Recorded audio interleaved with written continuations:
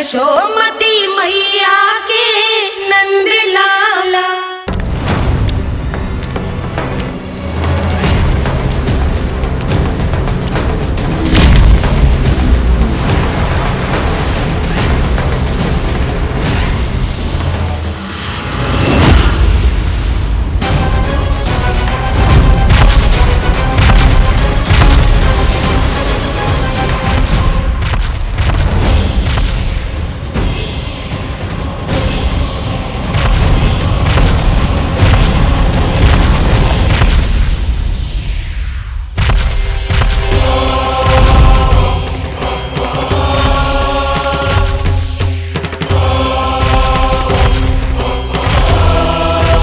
कौन है जो मेरे क्रोध को भड़काने का प्रयास कर रहा है?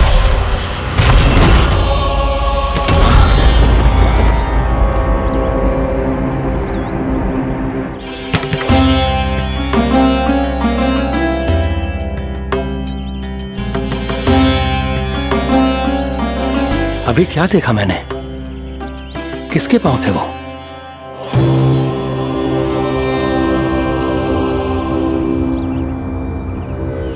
मैं आप सबका कष्ट हरूंगा। मैं अवश्य अवतार लूंगा। मैं अवश्य अवतार लूंगा श्री कृष्ण के रूप में। श्री कृष्ण के रूप में। श्री कृष्ण के रूप में।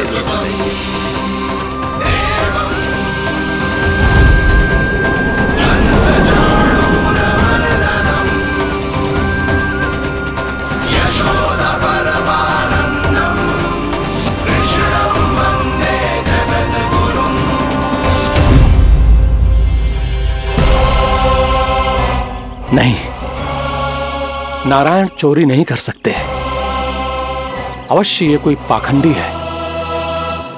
यदि मेरा आभास सही है तो अब न ये मेरे क्रोध से बच पाएगा और न ही मेरे श्राप से। न ये मेरे क्रोध से बच पाएगा और न ही मेरे श्राप से।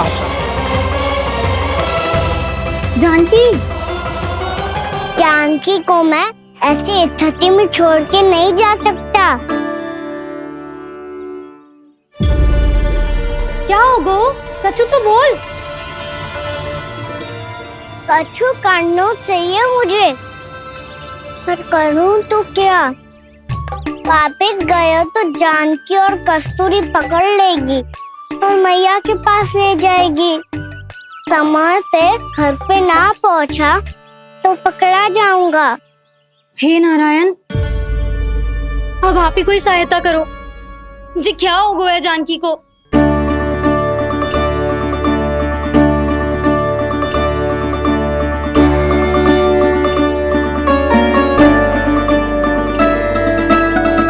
कस्तूरी, कस्तूरी, कस्तूरी।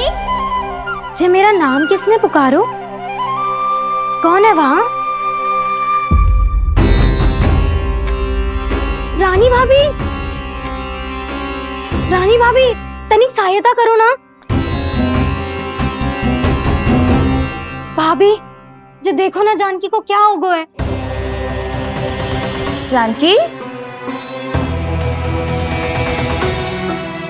जानकी, क्या हो गया है? कस्तूरी, तनिक जल लेकर आ। जानकी, क्या हुआ?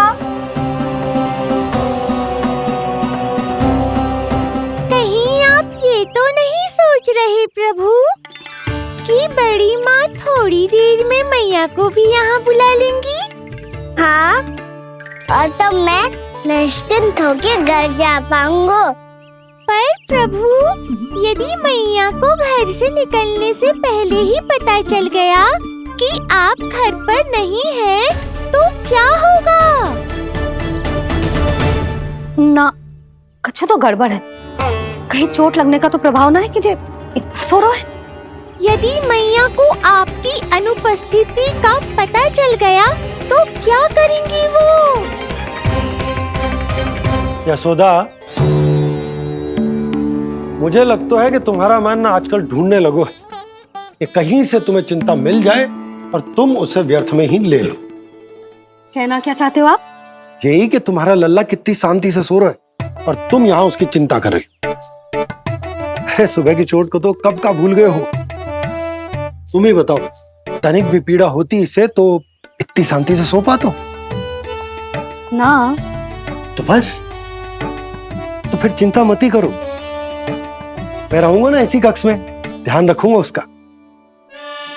तो जे बोलो ना, आपको भी कान्हा के जैसे चादर तान के सोनो। अरे ना, भरी दोपहर में कोई सोता है क्या भला? पक्की बात? हाँ पक्की बात।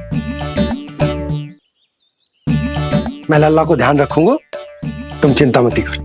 हाँ हाँ हाँ ठीक है। वैसे भी मुझे बहुत कार्य है, चेतना सारा माखन इकट्ठा होगा है, पुराना होने से पहले इन सब का घी निकालना है। जानकी कह रही थी आएगी सहायता करने, तो कहीं ना है। और भले ही मैया को पता ना भी चला हो, पर बाबा तो इस समय प्रतिदिन आपके साथ खेलते हैं। यदि उन्हें पता चल गया तो?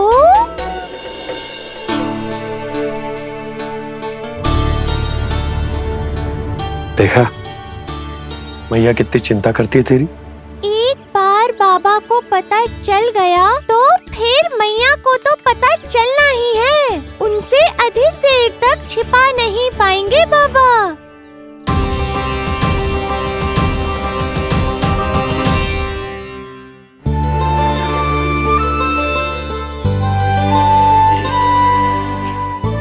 तेरी मैया ने मुझे इतना खिला दियो कि मुझे बड़ी तीव्र नींद आ रही। मैं यहीं तेरे साथ तनिक विश्राम कर लेता हूँ।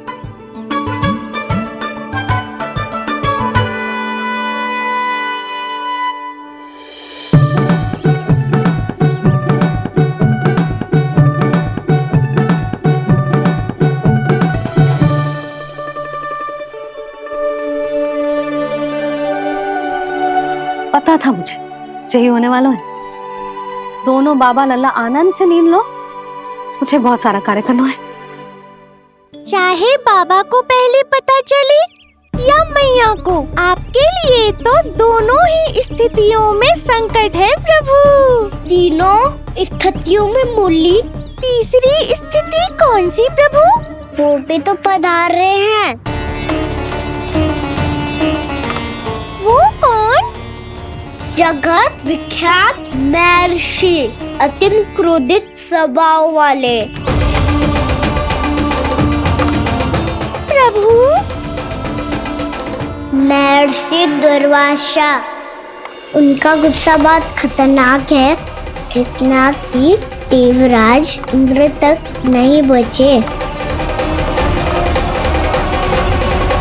मेरा ऋषि दुर्वासा का घोर अपमान किया है तुमने देवराज इंद्र।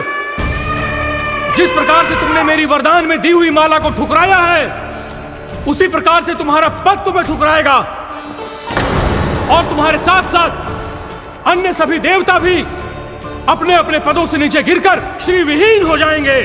ये मेरा शाप है तुम्हें, ये मेरा शाप है तुम्हें, ये मेरा शाप है तुम्हें।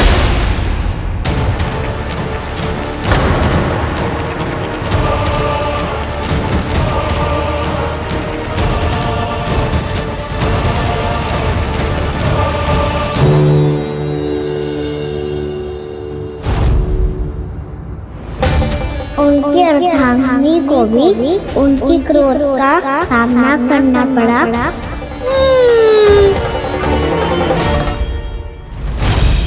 तुमने मेरी आज्ञा का अनादर करके मेरे सम्मान को भस्म कर दिया है कदली। इसलिए मैं तुम्हें श्राप देता हूं कि तुम इसी क्षण भस्म के ढेर में बदल जाओगी।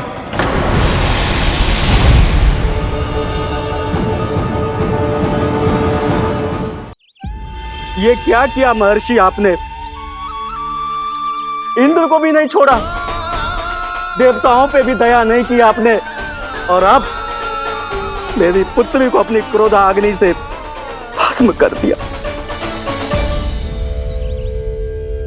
मैं आपकी संवेदनाओं को समझता हूं ऋषिवर,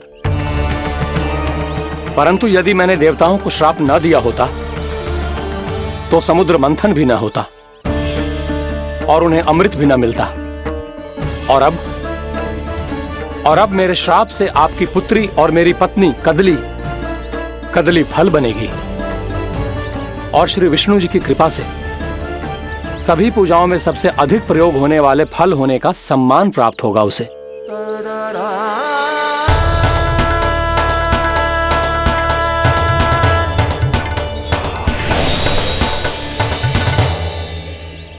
पर इससे आपके क्रोधी प्रवृत्ति को उचित नहीं ठहराया जा सकता।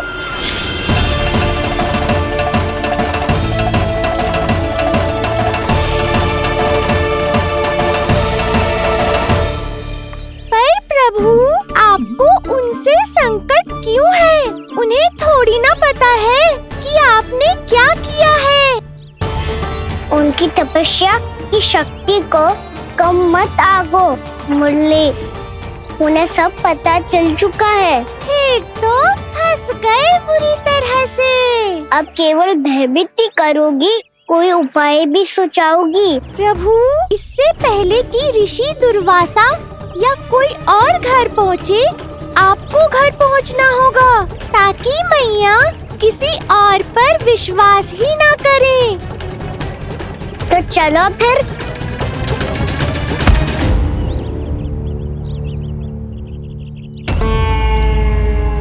कान्हा, लगी तो नहीं तुझे? भाग तो ऐसे रहा था जैसे पीछे कोई चक्रवात आ रहा हो। चक्रवाती आरोह है ताऊ, क्रोध का चक्रवात।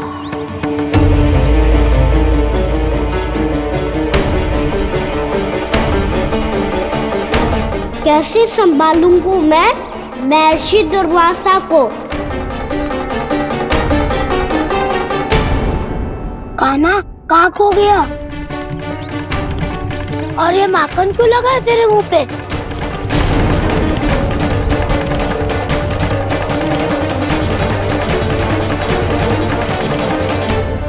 माखन?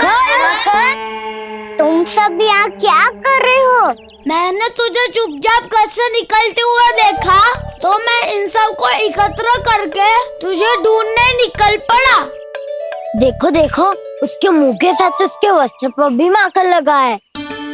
लगता है माखन खा के ना माखन में डुबकी लगा के आए हो कान्हा। कहाँ से? अकेले अकेले चला गो अपने पक्के सखा से, पूछो तक ना तूने। मुझे भी ले चलता कान्हा, मेरी मैया तो बिना पूछे माखन सुने भी नहीं देती। मुझे ऐसा क्यों लग रहा है कान्हा कि तूने माखन चोरी चुप के खाया है, और वो भी किसी अपरिचित के घर से? कान्हा, किसी अपरिचित घर से ना खायो। मैं तो जानकी के घर गया था चुपके माखन खाने। हैं? प्रभु, अपना भेद स्वयं ही बता दिया सबको।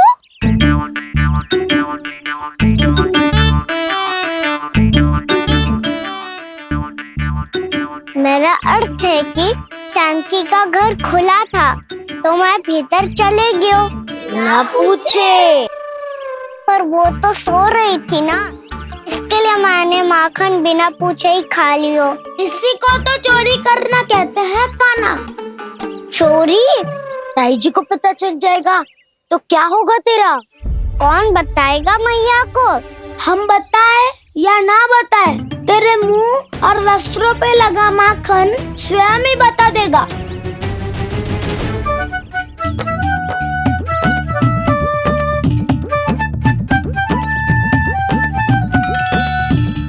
माखन तो आपके वस्त्रों पे भी लगा है दाऊ।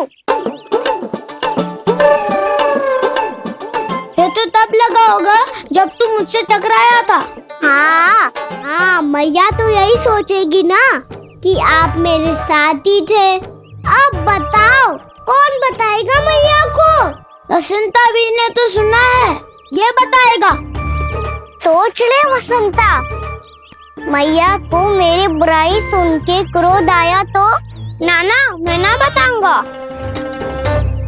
जब तक मुझसे सीधे सीधे प्रश्न ना किए जाए तब तक मैं कुछ ना बताऊंगा। यदि यहाँ सत्यवादी मधुमंगल होता तो वो पक्का बता देता। तब तो अच्छा है वो यहाँ नहीं है। मैं बताऊंगा ताई जी को, क्योंकि मुझे ताई जी ने सब सूचना देने को कहा था। कब? सुबह जब मैं ताई जी को पूजा के फूल देने को गया था। सुन, तेरी आंख के सामने कछु उल्टा सीधा हो या कोई अत्यधिक शरारत करे तो सीधे आके मुझे सूचना दियो, समझ गो? ना बताएगो ना तो मैं कान्हा को बाहर भेजने की आज्ञा वापस ले लूंगी। नाना आप आगे वापस मत देना, मैं सब बताऊंगा। इसलिए आपको तो ताई जी को बताना पड़ेगा। अर्थात मैया ने आपको बाहर भेजने से पहले ही गुप्तचर की व्यवस्था कर ली थी। मैंने वचन दिया है। मेरी आंखों के सामने कुछ भी उल्टा सीधा हुआ तो मुझे सूचना देनी पड़ेगी। पर तेरी आंखों के सामने कुछ उल्टा सीधा हुआ ही ना, वो बातों पे उलझा रखा ना, मुझे बताना चाहिए ना तो अनुचित होगा बलराम। और सखा को फंसाना अनुचित ना होगा, क्यों दाऊ?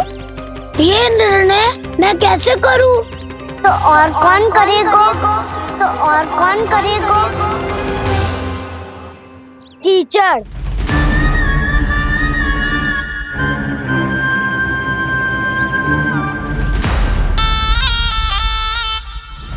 कीचड़ इन्हें कैसे करोगे?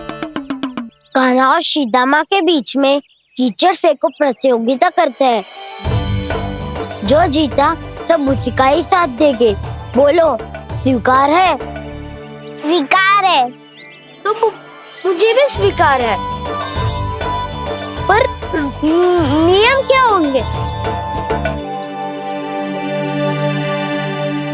जो पहले थक जाएगा उसको हारा हुआ माना जाएगा, या फिर जो 2 बार अपने विरोधी पर कीचड़ फेंक देगा वो जीत जाएगा।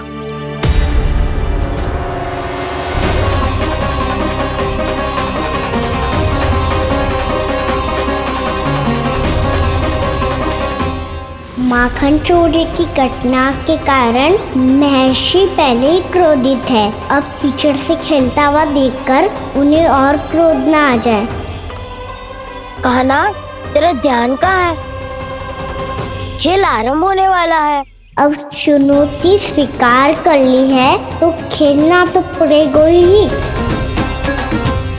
तो फिर चलो।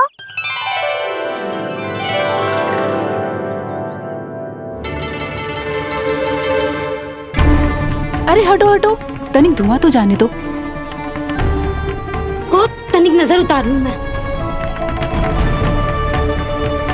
अरे वैद्य जी उपलब्ध ना है, मथुरा गए हुए हैं। इसकी स्थिति का उपचार किसी वैद्य के पास भी ना होगा, पर मेरे पास है।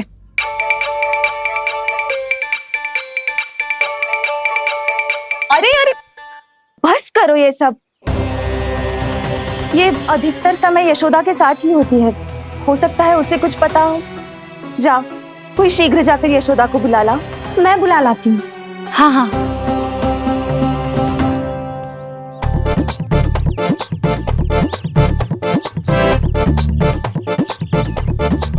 मैं ही बनूंगा निर्णायक। नाना इसे ना बनना चाहिए। ये तो कान्हा के हाँ में हाँ मिलाता है। बलदाव को ही बनना चाहिए निर्णायक। हाँ, बलदाव को ही निर्णायक बनना चाहिए।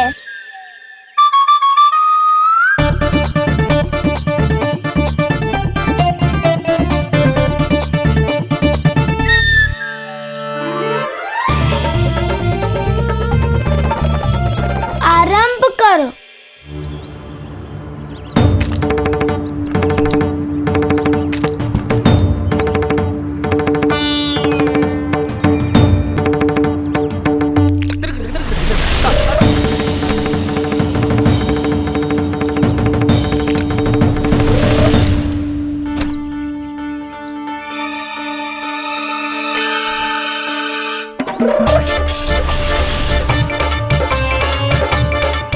वाह, क्या सटीक लगता भेजा है सीधा माने। एक बार मैंने भी ऐसे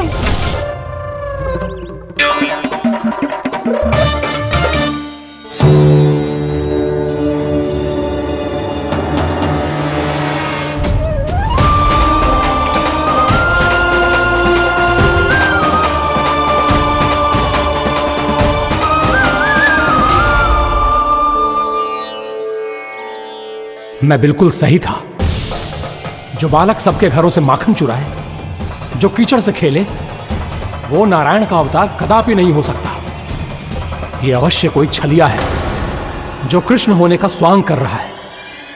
इसे इसके अपराध का बहुत कड़ा दंड दूंगा मैं। इसे इसके अपराध का बहुत कड़ा दंड दूंगा मैं। इसे इसके अपराध का बहुत कड़ा दंड दूंगा।